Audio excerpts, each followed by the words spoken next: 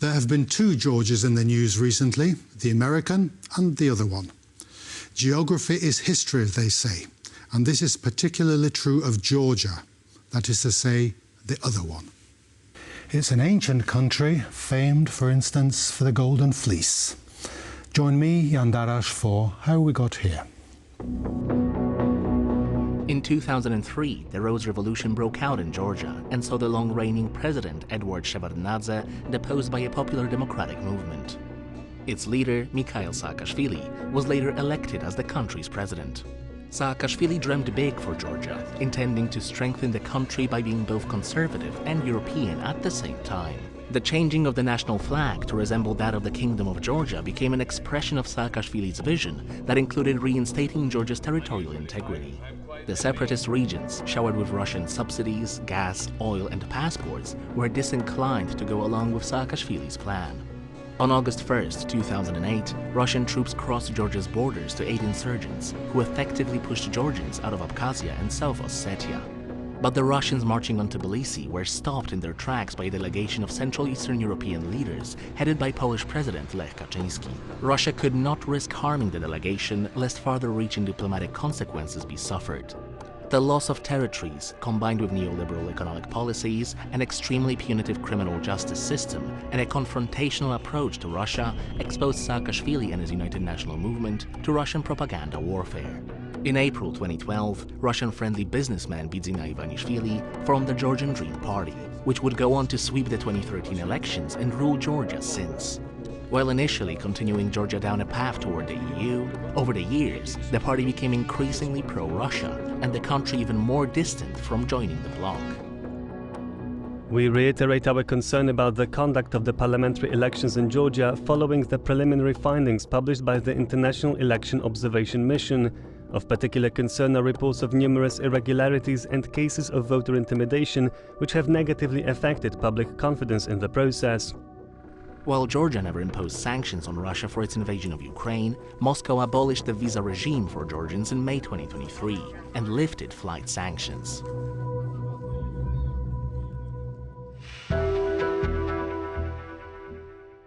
Our guest today is Dr. Bartłomiej Krzysztan from the Institute of Political Studies at the Polish Academy of Science. Welcome to the programme. Welcome. Hello. Thank you for having me. Great to have you. We're doing a whistle-stop tour of Georgian history in our discussion today. We're going to start off where we are currently and a division in what seems to be in Georgian society between a historic pro-Russian element in society and a pro-European, Western-orientated. Is that accurate or is that too simplistic, looking at it from a Central European or even a Western European perspective?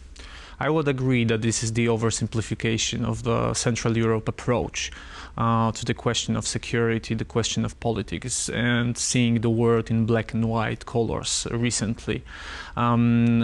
In case of Georgia, it's much more difficult because at the same time, the Georgian Dream, the ruling party in Georgia, is openly saying that their goal is to join European Union, to join North Atlantic Treaty Organization, and at the same time, around 80% of the Georgian society is saying that they want to be a part of the West. But on the other hand, when we see the seats, definitely there are pro-Russian politics, there are pro-Russian actions of the government. So what the Georgian Dream is doing is rather playing the populistic, openly pragmatic politics, like they like to call it, than rather being openly pro-Russian. What is definitive, it's since 2018, 2019, this course to become more pro-Russian is very visible. Before that, it was not that visible like it is now. The idea of the part of Georgian society being pro-Russian has its roots, doesn't it, in the 20th century, 19th century, part of the Russian Empire, 18th century. That shouldn't be discounted. It's not all Russia bad, I suppose. I think it has like very deep historical roots, and very often I suppose it exists in the Georgian society on very unconscious level. We can talk about the time when Georgia was a part first of the Russian Empire and later as the Soviet Union. After 2004, the politics of history, politics of memory, introduced by the pro-Western United National Movement and then President Mikhail Saakashvili, very openly painted these black and white pictures depicting Georgia as a place which were occupied. And obviously the way how the Russians in the late 18th century, beginning of 19th century took over different parts of Georgia was not something what Georgians were asking for. But then as a Christians within the scope of the Russian Empire, they were doing quite well, especially nobility. You mentioned that they were overrepresented in the authorities. There's higher reaches of Soviet power, at least. Yeah, they were, especially during the time of Joseph Stalin, who was a Georgian himself.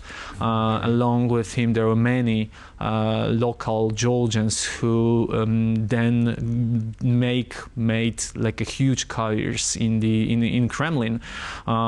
Interesting story from 1956 is that when the Khrushchev announced the beginning of thaw and de-Stalinization, where most of the people of the Soviet Union were celebrating the end of the oppressive system, on the streets of Tbilisi we had a protest of Georgians protesting against de-Stalinization because they were kind of feeling that this is the end of these overrepresentations of Georgians. But I wouldn't get into the history and ideology very deeply, because I think like the choice to be pro-Russian nowadays in Georgia is very much pragmatic and is very much based on the materialistic base.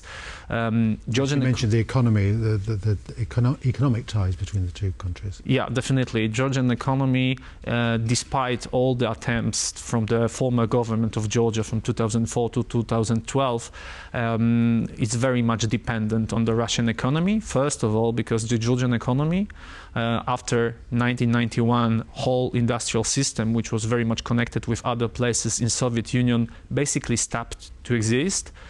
So a lot of Georgian economy is based on the agriculture.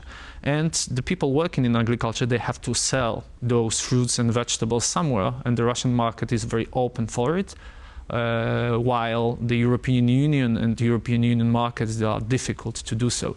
So I think like for many reasons, it's a very pragmatic choice. When we see the macroeconomic structure from the last couple of years, the Georgia is in permanent increasing economy. So the GDP is increasing every year.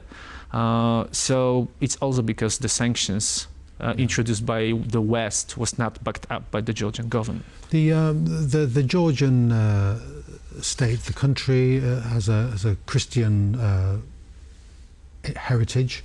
Has that pulled it more towards Russia, or more towards, or equally perhaps, towards the West? You mentioned the Greek, Roman, Christian strand westward. The Muscovite strand is slightly different. Which way does the church in Georgia look? I think that both are very important. On the one hand, if we do believe that the roots of Europe are this Greek philosophy, Roman law, Christianity, definitely Georgia can inscribe itself into it. It was one of the first nations which took Christianity as the state religion. The Greeks were in contact with nowadays Georgia, this time called his way before the Christ was born, and also the Georgian law from the antiquity through the Middle Ages was based on the Roman law. The context between the Georgia, medieval Georgia, and Byzantine kingdom was difficult, but it was always present. And then all the struggles with the Turkish tribes and the Mongols coming and perceived as the external enemies of the Christian nation. So on the base of the mythology, this is very much believed in Georgia that this makes Georgia the part of Europe. On the other hand, the frontiers of Christendom. Kinda, on the frontiers of Christendom, yeah, we can say that. But there is other aspect, because the other aspect is that there is also the history of the modernity. And if we consider that the contemporary nations were created in the 19th century as a consequence of liberal nationalistic ideologies, then we have to say that Georgian nationalism, which led to creation of the first democratic Georgian republic after the First World War, and then independent Georgia after the collapse of USSR, was very much dependent on the Russian nationalism. Many Georgian nobles were going to St. Petersburg during the Russian Empire. They were studying in St. Petersburg. There was even the special naming for those people. So they were called the people who drank the water from the Terek River, what means that they crossed the Terek River, went north. So they were bringing these nationalist ideas, and they helped to create contemporary, modern Georgian identity. And I suppose that the fact that the modernism and enlightenment came to Georgia from Russia also plays its role, despite the politics of history, which is completely different. Yes, we were talking earlier, before we came on air, about the politics of history, the politics of memory. So these two strands are still very, are they centrifugal in the sense of pulling Georgia's society apart, or is this just a thing that Georgia is? The Georgians are people who are in this crossroads position between Black Sea and Caspian Sea. They have the Russia in the north, Western orientation to the west. That's who they are. They're always going to wonder where they belong. I suppose we can say that, but there is also this idea that Georgian kingdoms, Georgian principalities were existing way before the Christianity arrived. So before the Christianity arrived, the history of Georgia, and this is how the history is taught in schools, is the history of repeated external threat and keeping identity thanks to, first of all, the confession, the speciality of Georgian church. So we had the Persians in the antiquity, then we had Arabs, then we have Turks, then we had Mongols, then we had Persians again, then we had the Ottoman Turks, and then the Russian came. So having the history like that, with the statehood which was coming and going, disappearing and appearing again in completely different form, sometimes the breaks between the different statehoods was more than 100, 200 years, like in recent case before the Soviet Union collapse.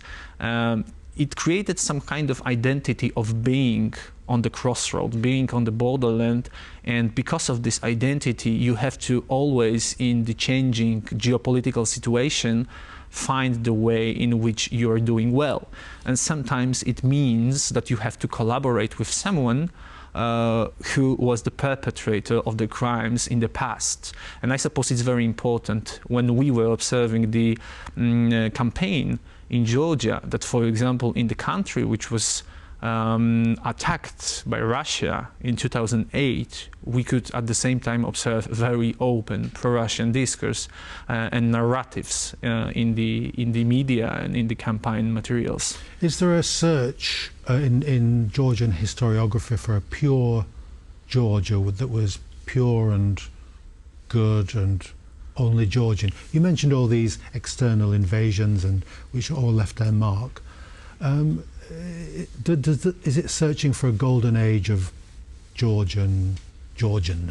I think there is not a search. I think it's just like it's a consensus in Georgia when it was, because they are openly saying about the golden Georgian Renaissance, which happened in the 11th and 12th century during the time of David Ahmashenebeli, so David the Builder would be in English, and the Queen Tamar.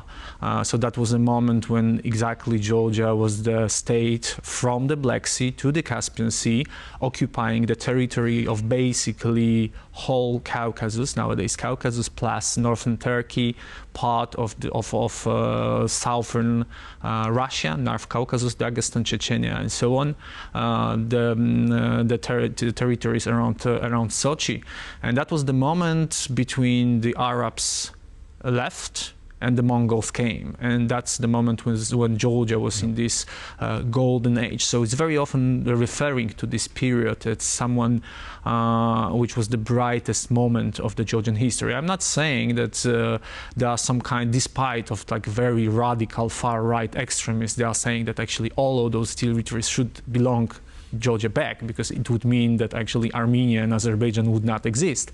But this is definitely the historical reference, which is quite obvious in Georgia nowadays. Geography is history, I suppose, isn't it? And unfortunately, we have to leave it there. Thank you very much, Doctor, for coming onto the programme. Thank you very much. Great to have you. That's all we have time for today. Join us next time for How We Got Here.